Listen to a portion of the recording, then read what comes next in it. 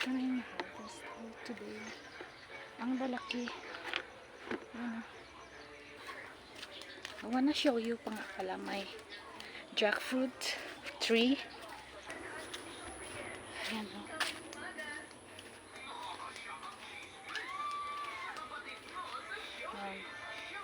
Ang baba lang. Pero non-stop pa rin siya kung magbunga. Maganda rin klaseng ano to, jackfruit. Kapag yung fruit niya, I mean kapag mahinog. O diba? Taba. So ito pala meron akong lemon, yung Eureka lemon.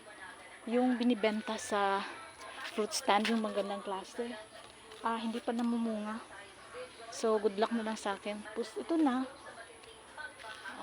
Taba na. Pero hindi pa rin siya namumunga.